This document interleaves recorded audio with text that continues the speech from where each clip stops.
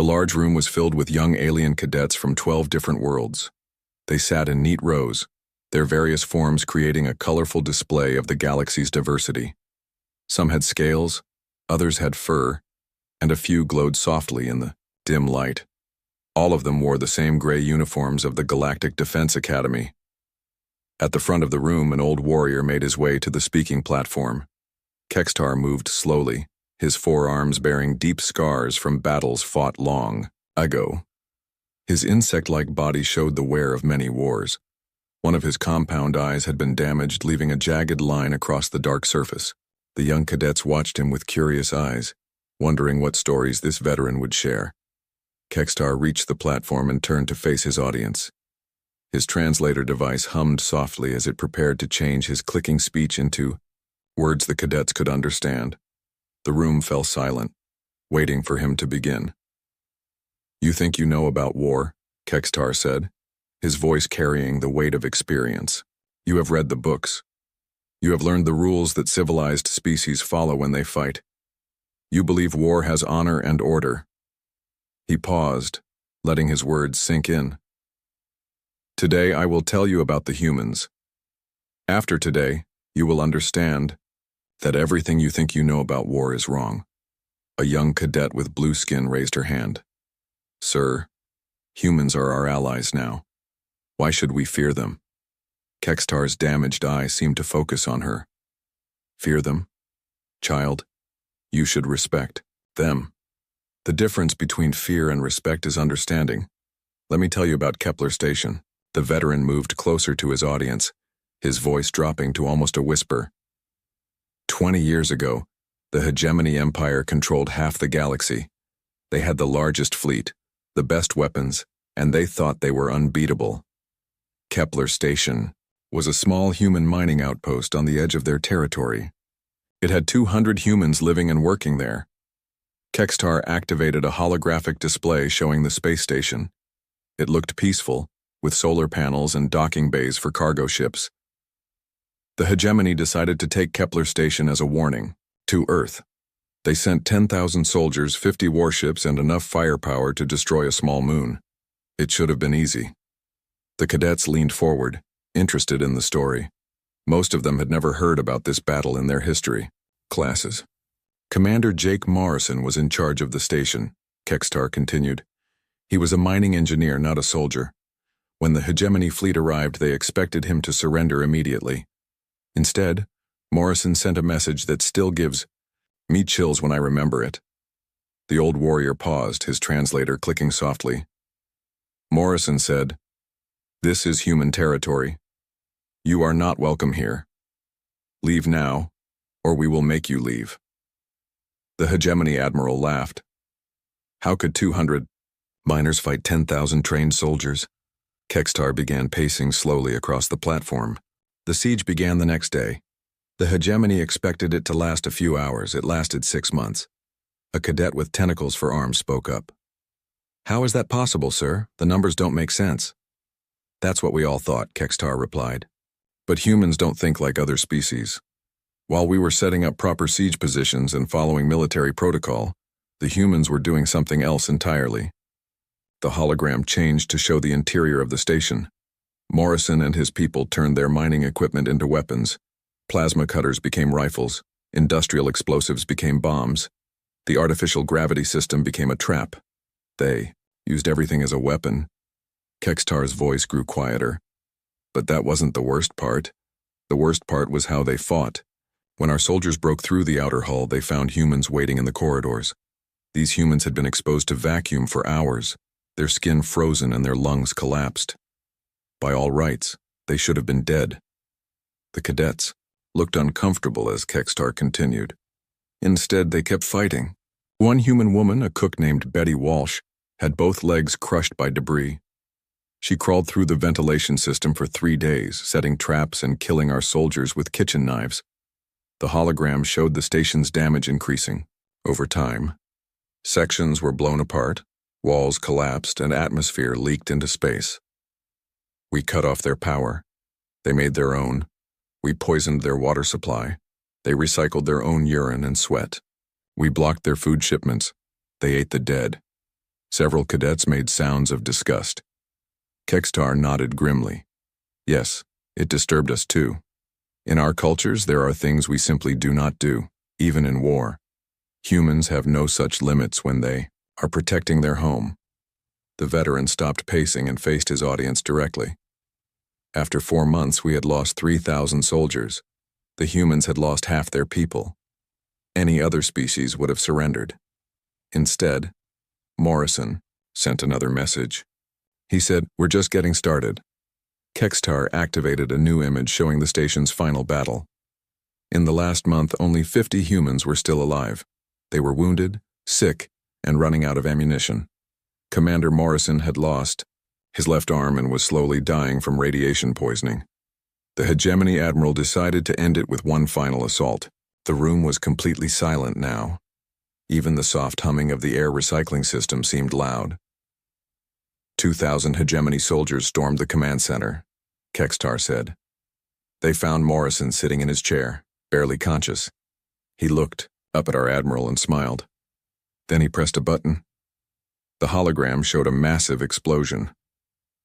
Morrison had turned the station's fusion reactor into a bomb. He killed himself, the remaining humans, and 1,500 of our soldiers in one moment. The explosion was so bright it could be seen from 3 star systems away. Kekstar let the silence stretch for a long moment before continuing. The Hegemony Admiral survived, but he was never the same. He told me later that Morrison's smile haunted his dreams. A human male, dying and defeated, had smiled at him like he had won some great victory. A young cadet with green scales spoke up nervously. "But sir, they all died. How is that winning?" Kekstar's compound eyes seemed to glitter in the light. Because word of Kepler Station spread throughout the galaxy. Every species learned what 200 humans could do when cornered. The Hegemony Empire began to fear attacking human colonies. Other species started asking humans for military advice. The balance of power in the galaxy began to shift. The old warrior moved back to the center of the platform. That is why you must understand humans. They do not fight to win battles. They fight to win wars. They do not count the cost to themselves. They only count the cost to their enemies. When a human decides to fight, they have already accepted death. That makes them the most dangerous warriors in the galaxy. Kekstar looked around the room at the young faces staring back at him. Tomorrow, I will tell you about Lieutenant Amy Rodriguez and her unit. You will learn how humans hunt in packs and why that terrifies every military commander who has faced them. The veteran turned off the holographic display. Class dismissed. Think about what you have learned today. Remember that these humans are now our allies. Be grateful for that fact. As the cadets filed out of the room, many of them were quiet and thoughtful. They had come expecting to learn about military history. Instead, they had learned about the nature of humanity itself. Some of them would never look at their human classmates the same way again. Kekstar remained at the platform, watching the young beings leave. In a few years, many of them would serve alongside humans in the Galactic Defense Forces. He hoped his stories would help them understand their allies better. More importantly, he hoped they would never have to face humans as enemies. The old warrior gathered his materials and prepared to leave. Tomorrow would bring another story, another lesson about the species that had changed warfare forever. As he walked toward the door, Kekstar reflected on the irony of his situation.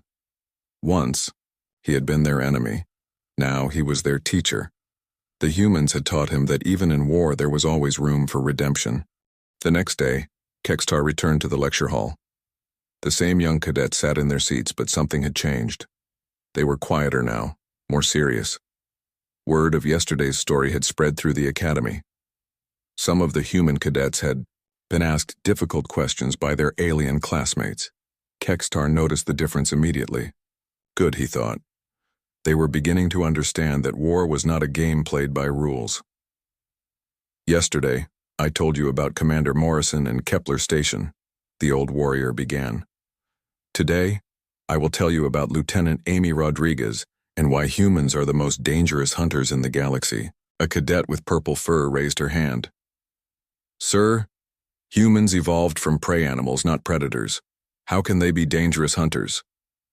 Kekstar's translator clicked as he prepared his answer. That is exactly why they are so dangerous. Prey animals that survive become the smartest creatures on their world. They learn to think like their enemies. They learn to use every advantage, no matter how small. The veteran activated his holographic display. This time it showed a jungle planet with thick trees and heavy mist. This is Titan's Edge, a world on the border between human and hegemony space. The jungle covers most of the planet. Visibility is less than 50 meters in most places. The perfect place for an ambush. Kekstar moved closer to his audience. I was there as an intelligence officer for the hegemony forces. We had landed 3,000 soldiers to secure the planet. The humans had only sent one small unit. 12 people led by Lieutenant Amy Rodriguez. The hologram zoomed in to show Ibai, a small human woman with dark hair and calm eyes. She looked ordinary, unremarkable. Several cadets seemed puzzled by her appearance. Rodriguez was a reconnaissance specialist, Kekstar explained. Her job was to gather information and avoid fighting. But humans rarely do what you expect them to do. The display changed to show the jungle from above. Red dots marked the positions of hegemony forces, while blue dots showed where the humans were supposed to be. For the first week, everything went according to plan, Kekstar continued. Our forces secured the landing zones and began setting up bases. We detected the human unit moving through the jungle, staying away from our patrols. Our commanders were pleased. The humans seemed to be following proper procedure. The old warrior paused, his compound eyes reflecting the light from the display. Then our soldiers started disappearing.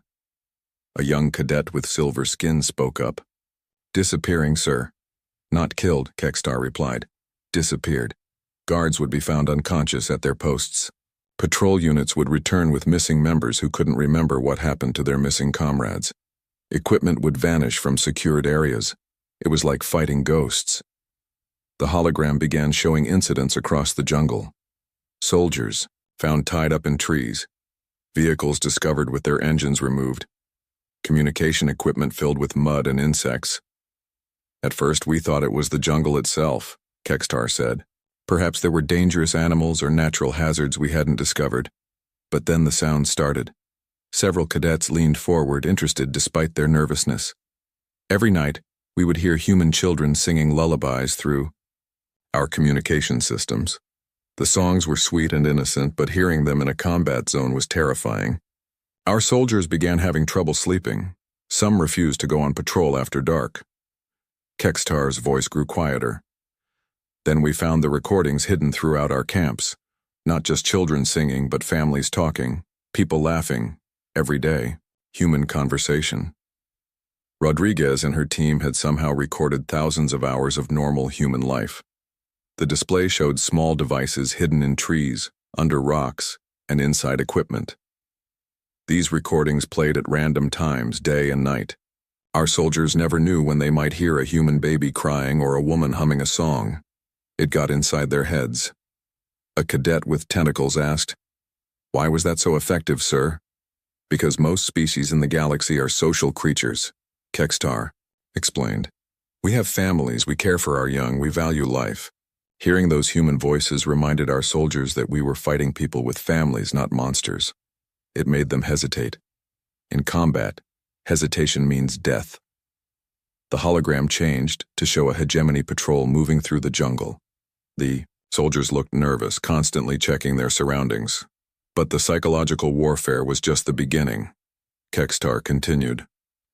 Rodriguez's real talent was understanding how other species think. She studied our patrol patterns and learned our weaknesses. The display zoomed in on one of the missing soldiers. He was tied to a tree, unconscious but unharmed. My species, the Vithak, have excellent hearing but poor vision in low light. Rodriguez's team learned this quickly. They would approach our sentries during the day when the light was bright and use mirrors to reflect sunlight into our compound eyes. While we were blinded, they would inject us with human sleep medicine. Kekstar pointed to another incident on the display. The Corvin species has a strong sense of smell but becomes disoriented by certain chemical combinations. The humans mixed their own sweat with jungle plants to create a scent that made Corvin's soldiers sick and confused. The old warrior began, pacing across the platform. For each species in our force, Rodriguez found a different weakness. She turned our own biology against us. But that wasn't the worst part. The cadets waited in silence for him to continue. The worst part was how they used our captured soldiers, Kextar said. They didn't torture them or kill them. Instead, they treated their wounds, gave them food and water, and talked to them like friends. The hologram showed human soldiers sitting around a small fire with captured enemies sharing food and stories. Private Danny Cooper, one of Rodriguez's men, spoke 7 different alien languages. He would spend hours talking with prisoners about their homes, their families, their hopes for the future. By the time we rescued our people, many of them no longer wanted to fight. A cadet with blue scales looked confused. "Sir, that sounds like kindness, not warfare." Kextar's damaged eye seemed to focus on her. It was both. Rodriguez understood that the most effective weapon against any thinking being is doubt. She made our soldiers question why they were fighting. She made them see humans as people instead of enemies. The display changed to show the final confrontation. A large group of hegemony soldiers surrounded a small clearing where the 12 humans waited. After 6 weeks, our commanders had enough. They sent 500 soldiers to surround Rodriguez's team. There was no escape. No clever trick that could save 12 humans from 500 enemies. Kextar stopped pacing and faced his audience. Rodriguez knew she was trapped. So she did something that still gives me nightmares. The hologram showed the human lieutenant standing in the center of the clearing, holding a small device. She activated a beacon that called every dangerous predator on the planet to her location, Kextar said. Then she and her team climbed into the trees and waited. The display showed massive creatures emerging from the jungle, things with claws and teeth and poisonous spines, all moving toward the clearing where the humans had been. Our soldiers found themselves surrounded by the planet's most dangerous wildlife. In the chaos that followed, Rodriguez and her team escaped. But not before she left us one final message. Kextar activated an audio recording. A woman's voice spoke calmly in perfect hegemony standard. War is not about being the strongest or having the best weapons. War is about understanding your enemy better than they understand themselves. Humans have been prey for millions of years. We know how predators think because we had to learn or die. Now we are both prey and predator, and that makes us something new. Something you have never faced before. The recording ended, leaving the lecture hall in complete silence. Rodriguez and her 12 soldiers held an entire planet against 3,000 enemies for 2 months, Kextar concluded. Not through superior firepower or advanced technology, but through understanding the psychology of warfare better than anyone else in the galaxy. The old warrior looked around the room at the young faces staring back at him. This is why humans are dangerous allies and terrifying enemies. They don't just fight with weapons. They fight with knowledge, with psychology, with an understanding of what motivates every species they encounter. Kextar turned off the holographic display. Tomorrow I will tell you about Captain Lisa Hayes and the defense of New Detroit. You will learn why wounded humans become more dangerous, not less. As the cadets filed out of the room, many of them looked troubled. They had learned that warfare was not just about tactics and technology. It was about understanding the mind of your enemy and turning their own thoughts against them. Several human cadets remained behind, looking uncomfortable. One of them approached Kextar. "Sir," the young human said, "do you really think we're that scary?" Kextar studied the cadet with his compound eyes. The human looked so young, so innocent, just like Lieutenant Rodriguez had looked in her files. "Scary?" Kextar replied. "No, young one. You are something much more dangerous than scary. You are unpredictable. And in war, unpredictability is the greatest weapon of all." The third day arrived with a heavy atmosphere in the lecture hall. Word of Kextar's stories had spread beyond the academy. Some alien cadets had contacted their families, asking questions about the human wars that their parents preferred not to discuss. The humans in the class seemed quieter, more thoughtful about their own nature. Kextar entered the room and noticed the change immediately. Several seats were empty, Some cadets had requested transfers to other classes, claiming they could not serve alongside humans after hearing these stories. The old warrior felt a familiar sadness. Fear often destroyed understanding before it could grow. Today, I will tell you about Captain Lisa Hayes and the ground war on Arcturus Prime. Kextar began without introduction. This story is harder to tell than the others because I was not just watching this battle. I was part of it. The veteran activated his holographic display, showing a planet covered in gray cities and industrial complexes. Arcturus Prime was humanity's most important manufacturing world. Millions of humans lived there, building ships and weapons for their growing fleet.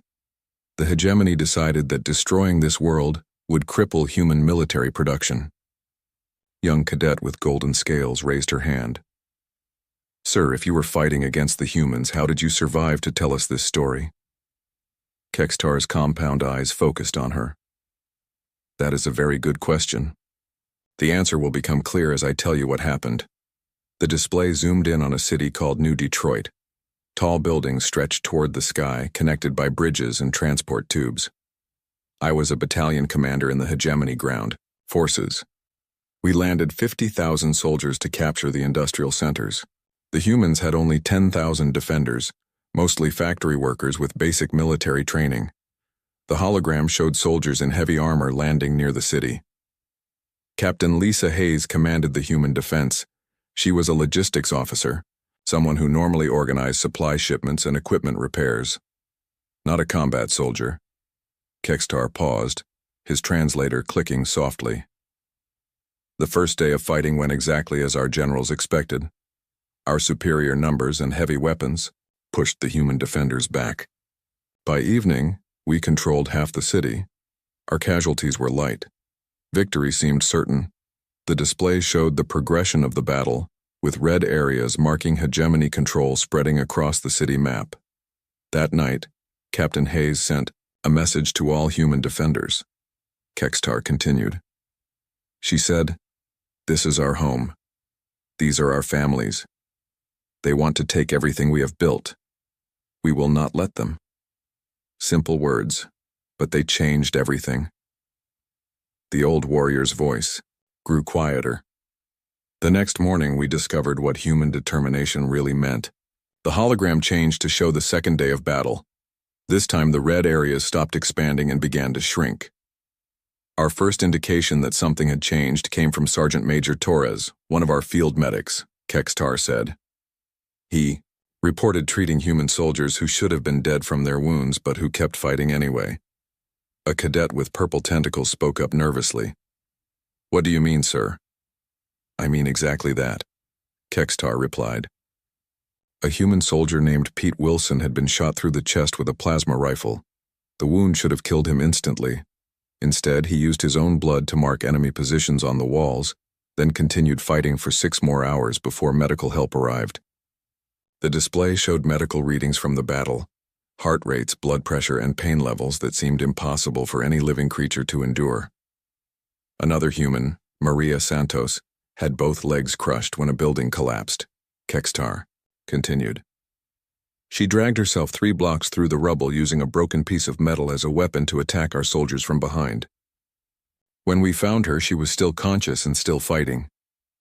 Several cadets looked uncomfortable. One with blue fur asked, "Sir, how is that possible? Pain is supposed to stop us from hurting ourselves further." Kextar nodded. "For most species, yes. Pain is a warning system that tells us to stop before we cause permanent damage. But humans seem to have the ability to ignore these warnings when something more important is at stake." The hologram showed Captain Hayes herself, coordinating the defense from a damaged command post. Her left arm hung useless at her side, clearly broken. Captain Hayes was injured in the first hour of the second day, Kextar explained. A plasma blast severed the nerves in her arm and caused severe burns across her shoulder. Any other species would have been incapacitated by the pain. The display showed Hayes continuing to give orders, using her good arm to operate communication equipment, while medics tried to treat her wounds. She refused medical evacuation, Kextar said. Instead, she had the medics inject her with stimulants that would be lethal to most alien species. These drugs allowed her to function despite injuries that should have left her unconscious. The old warrior began pacing across the platform. But Captain Hayes was not the most disturbing example of human endurance that day. The hologram focused on a young human soldier lying motionless in a pile of debris. Private Danny Cooper had been caught in an explosion that covered 60% of his body with third-degree burns. Our sensors showed no life signs. We classified him as dead and moved on. Kekstar stopped pacing and faced his audience. 3 hours later, Private Cooper rose from that pile of rubble and destroyed our ammunition depot with a stolen grenade launcher. The cadets stared in shocked silence as the display showed the explosion that crippled the hegemony advance. Cooper was blind from his injuries, Kekstar continued. His skin was charred black, his hair was gone, and parts of his uniform had melted into his flesh. He should have been dead. Instead, he had crawled half a mile through the city, following the sound of our vehicles to find our supply depot. A cadet with green scales raised her hand shakily. "Sir, what happened to him after that?" "He died," Kekstar said simply. "But not until after he had single-handedly delayed our advance by an entire day. The ammunition he destroyed was supposed to support our final assault. Without it, we had to wait for resupply." The hologram showed the battle continuing into the third day. By now, the human defensive positions looked like disaster zones, but they were still holding. By the third day, we had learned to fear wounded humans more than healthy ones, Kekstar admitted.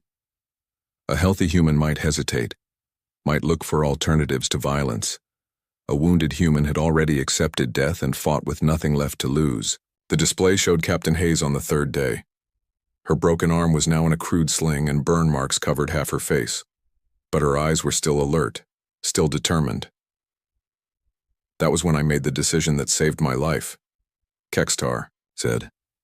"I walked into the human command post under a flag of truce and asked to speak with Captain Hayes." The cadets leaned forward, surprised by this development. "I told her that my soldiers were too afraid to continue fighting," Kekstar explained. They had seen humans fight through injuries that would kill any other species. They believed humans were supernatural beings who could not be defeated. The hologram showed the two commanders meeting in the ruins of what had once been a city hall. Captain Hayes looked at me with those human eyes, and I saw something I had never seen before. Kekstar continued. Not hatred, not anger, but sadness. She was sad that we had forced her people to become something they didn't want to be. The old warrior's voice grew softer. She told me, "We don't enjoy being monsters. We become monsters because sometimes that's the only way to protect what we love. If you stop trying to take our home, we can stop being monsters." The display showed hegemony forces withdrawing from the planet. "I ordered my troops to retreat that day," Kekstar said. "Not because we were militarily defeated, but because we finally understood what we were fighting. Humans don't just endure pain and injury. They transform suffering into strength, fear into fury, desperation into determination." Kekstar turned off the holographic display and looked around the room. Many of my fellow officers called me a coward for retreating. They said I had been beaten by a smaller force. They were wrong. I had learned the difference between tactical withdrawal and strategic wisdom. A human cadet in the back row raised her hand. "Sir, what happened to Captain Hayes?" "She survived," Kekstar replied. "She recovered from her injuries and continued to serve in the human military. Years later, when the war ended and humans became our allies, she was one of the officers who helped design our current joint training programs." The old warrior gathered his materials.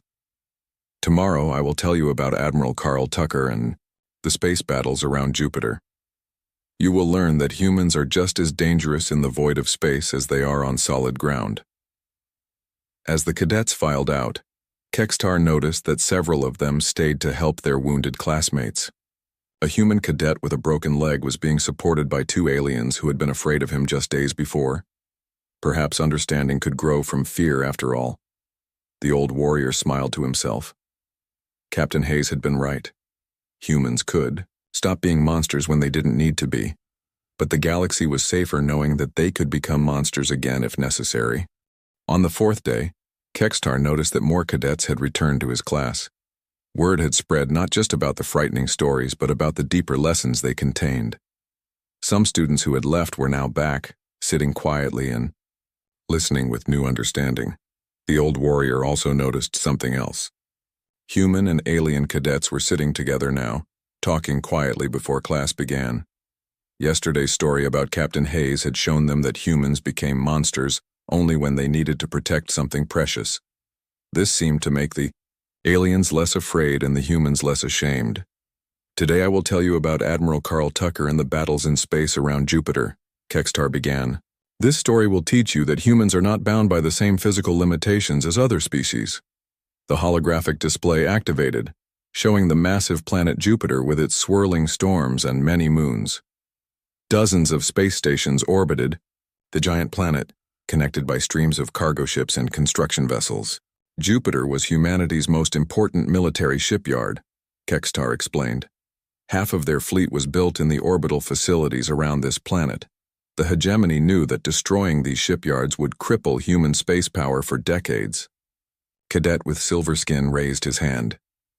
Sir, space battles are fought with ships and weapons. How could individual humans make a difference? Kekstar's damaged eye seemed to glitter. That is exactly what we thought. We were very wrong. The display showed a massive hegemony fleet approaching Jupiter. Hundreds of warships moved in perfect formation, their weapons charged and ready for battle. Admiral Tucker commanded the human defense fleet, Kekstar continued. He had fewer ships than us, older weapons, and most of his crew were civilian workers from the shipyards. By every measure of military science, he should have lost quickly. The hologram zoomed in on the human flagship.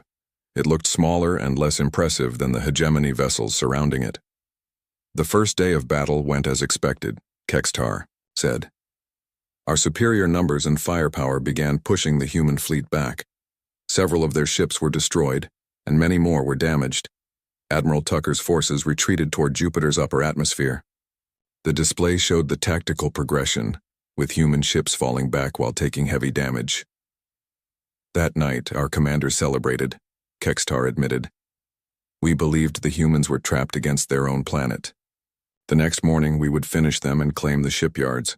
The old warrior paused, his translator clicking softly. What we discovered the next morning changed everything we thought we knew about space warfare. The hologram shifted to show the dawn of the second day. Human ships were moving in patterns that seemed impossible. The humans had done something during the night that no other species had ever attempted, Kekstar explained. They had modified their own bodies for zero-gravity combat. Several cadets looked confused. A young alien with blue tentacles asked, "What do you mean, sir?" "I mean they surgically altered themselves to fight better in space," Kekstar replied. Admiral Tucker's Marines had magnetic implants installed in their bones. Their inner ears were modified to prevent disorientation in zero gravity. Some even had their lungs altered to hold more oxygen. The display showed human soldiers floating through space between ships, moving with impossible grace and precision. But the most shocking modification was discovered when we captured one of their engineers, Kekstar continued. Megan Price had been working outside her ship when we attacked. She had been in hard vacuum for over 10 minutes when our rescue team found her. The hologram focused on a human woman floating unconscious in space, her skin blue from oxygen deprivation. By all medical knowledge, she should have been dead, Kekstar said. Hard vacuum kills most species in less than 2 minutes. But when we brought her aboard our medical ship, she was still alive. A cadet with green scales spoke up nervously. "How is that possible, sir?" Human engineers had developed a technique they called vacuum walking, Kekstar explained. They would hyperventilate before exposure, flooding their blood with oxygen. Then they would exhale completely and allow their lungs to collapse safely. This gave them up to 15 minutes of survival time in space. The display showed technical diagrams of human modifications and survival techniques. Engineer Price had been using this technique to manually repair damaged ships during combat, Kekstar continued. While our engineers worked safely inside pressurized suits, human engineers worked directly in vacuum, moving faster and completing repairs that should have been impossible. The old warrior began pacing across the platform. But individual modifications, were not the most disturbing part of human space tactics. The hologram changed to show a massive battle scene with hundreds of ships engaged in combat. The most terrifying moment came when Admiral Tucker decided to use his shipyard workers as soldiers, Kextar said. These were not trained Marines. They were welders, mechanics, and construction workers, but they knew the ships better than anyone. The display showed civilian spacecraft being converted into weapons platforms in real time.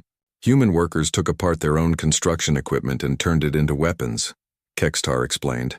Welding torches became cutting beams. Construction robots became boarding drones. Cargo haulers became missile platforms. A cadet with purple fur looked amazed. They built weapons during the battle? Not just weapons, Kextar replied. They built entirely new types of spacecraft that we had never seen before.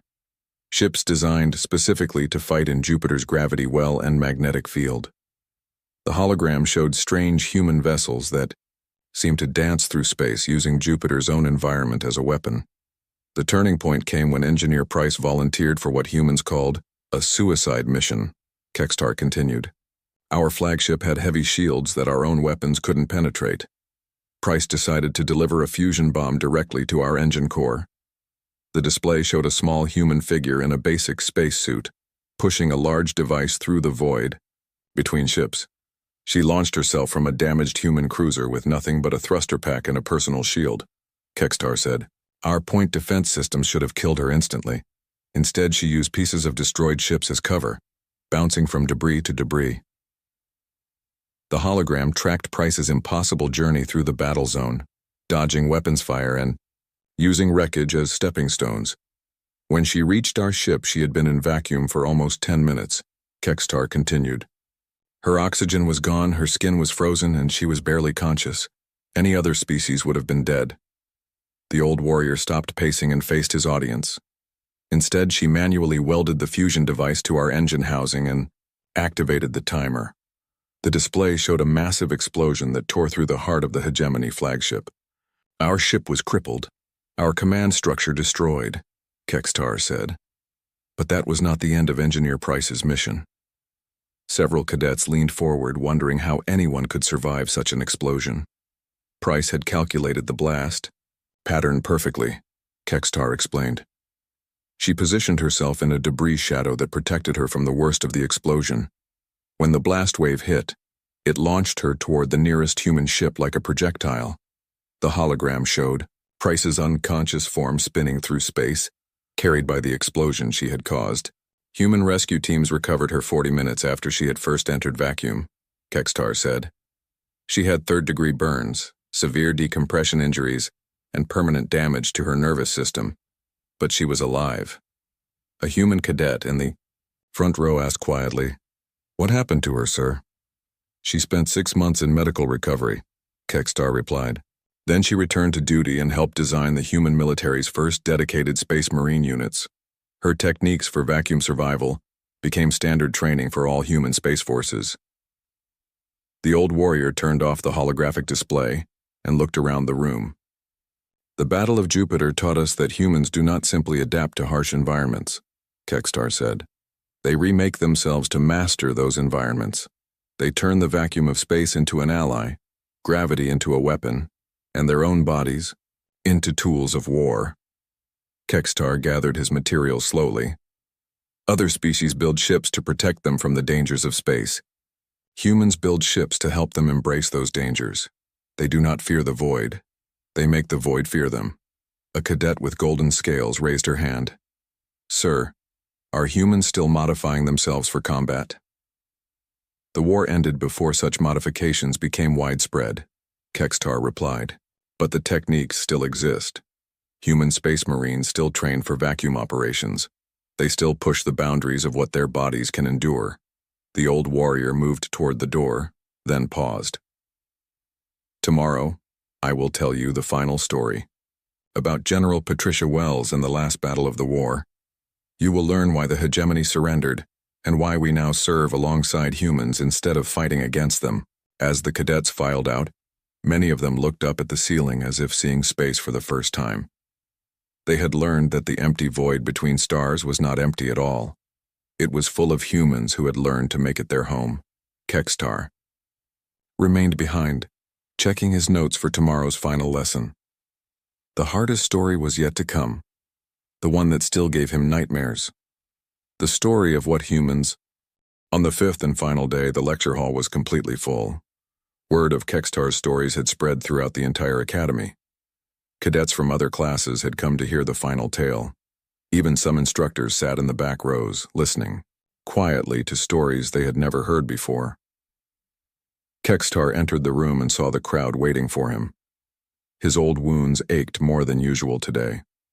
The final story was always the hardest to tell, because it revealed the true cost of human victory. It showed what humans were willing to sacrifice when everything they loved was threatened. Today I will tell you about General Patricia Wells in the last battle of the war, Kekstar began, his voice quieter than usual. This story will show you why the hegemony surrendered and why we now fight alongside humans instead of against them. The holographic display activated, showing Earth's solar system. The blue planet hung peacefully in space, surrounded by its silver moon and the busy traffic of human civilization. By the final year of the war, the hegemony empire was desperate, Kekstar explained. Human tactics had spread throughout the galaxy.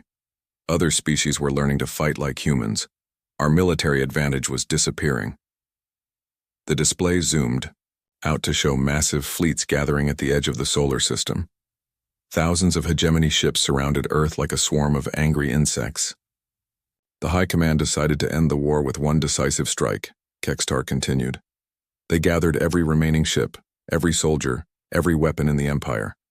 The plan was simple: destroy Earth and break human morale forever. A cadet with blue scales raised her hand. Sir, how many ships did the hegemony have? 12,000 warships, Kekstar replied. The largest fleet ever assembled in galactic history. The humans had perhaps 3,000 ships to defend their home system. The hologram showed the tactical situation. Human forces were scattered throughout the solar system, vastly outnumbered by the approaching enemy fleet. General Patricia Wells commanded the human defense, Kekstar said.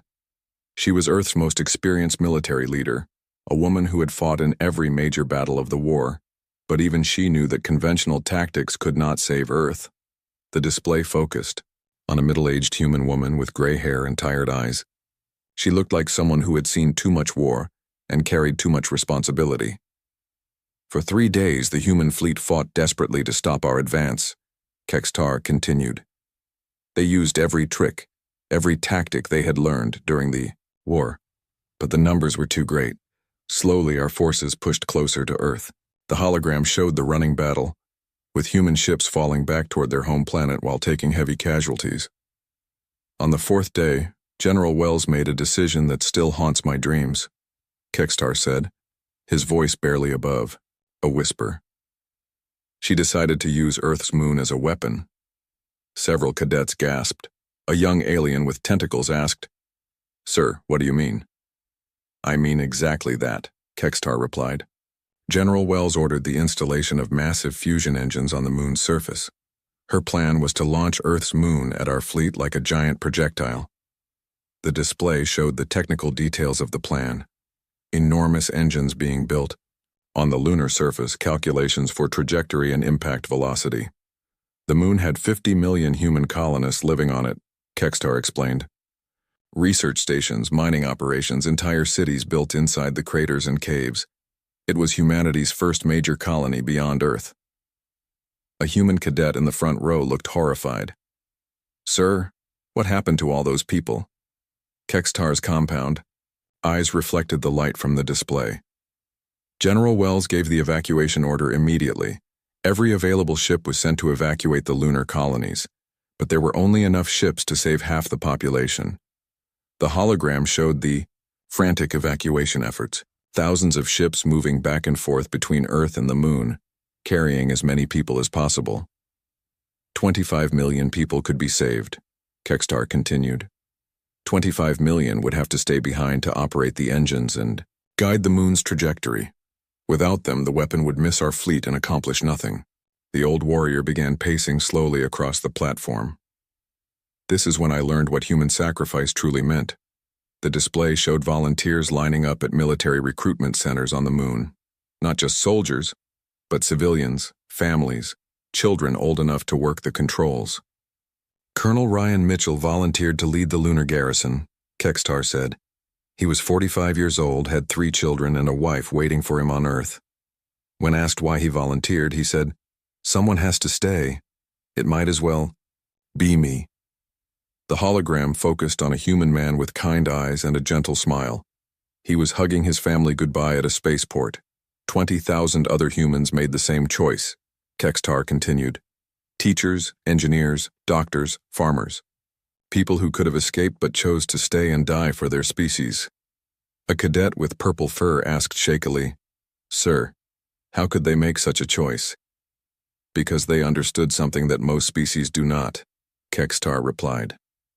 "Sometimes, the only way to save what you love is to sacrifice everything you have." The display showed the final preparations. Human families saying goodbye knowing they would never see each other again. "I was aboard the Hegemony flagship when our sensors detected what the humans were doing," Kekstar said. Our admiral laughed. He said humans were so desperate they were willing to destroy their own moon. He thought it proved we had already won. The hologram showed the massive Hegemony fleet continuing its advance toward Earth, ignoring the activity on the moon. Then the engines fired, Kekstar said simply. The display showed Earth's moon beginning to move, slowly at first, then faster as the fusion engines reached full power. "It took 6 hours for the moon to reach our fleet," Kekstar continued. 6 hours during which 25 million humans worked together to guide their home toward our ships. They sent messages to Earth during those final hours. The old warrior stopped pacing and faced his audience. Colonel Mitchell's final transmission was broadcast to the entire human fleet. He said, "Tell our children that we were not afraid. Tell them we chose this freely. Tell them that love is stronger than death." Several cadets were crying now, both human and alien. The emotional weight of the story was overwhelming. "The moon struck our fleet at 1/10 the speed of light," Kekstar said. The impact destroyed 8,000 ships instantly. The debris field eliminated another 3,000. In one moment, 11,000 years of hegemony naval power was erased. The hologram showed the incredible destruction. Where once there had been the largest fleet in galactic history, now there was only expanding debris and radiation. "I survived because my ship was on the edge of the formation," Kekstar explained. "We were damaged but intact." As we watched the destruction, our admiral received a message from General Wells.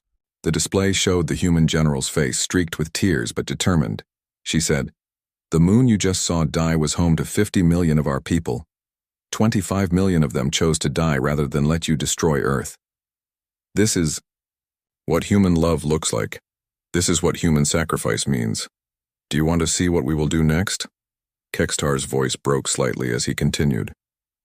Our admiral looked at the destruction around him and realized he was not fighting an enemy. He was fighting an idea. The idea that some things are worth any price, any sacrifice, any loss. The hologram showed hegemony ships powering down their weapons and transmitting surrender signals. "The war ended that day," Kekstar said. "Not because we could not continue fighting, but because we finally understood what we were fighting against. We were fighting a species that would sacrifice their own moon, their own people, their own history to protect what they loved." The old warrior turned off the display and looked around the room at the silent cadets. "General Wells could have used Earth itself as a weapon," Kekstar continued. "She could have destroyed our entire fleet and every planet in the hegemony empire.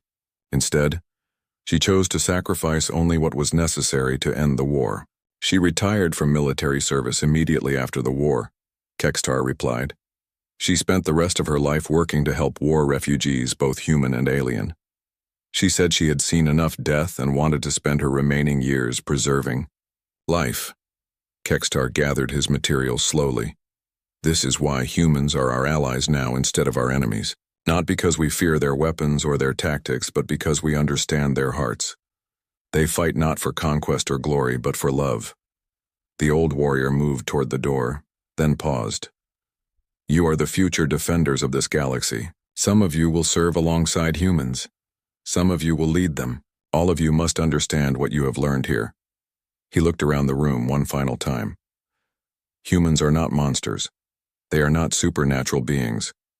They are people who love so deeply that they will become anything, sacrifice anything, endure anything to protect what matters to them.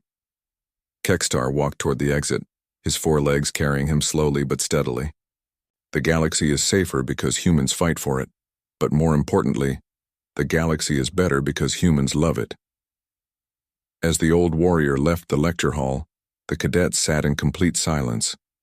They had learned about tactics and weapons, about psychology and sacrifice, but most importantly, they had learned about the power of love to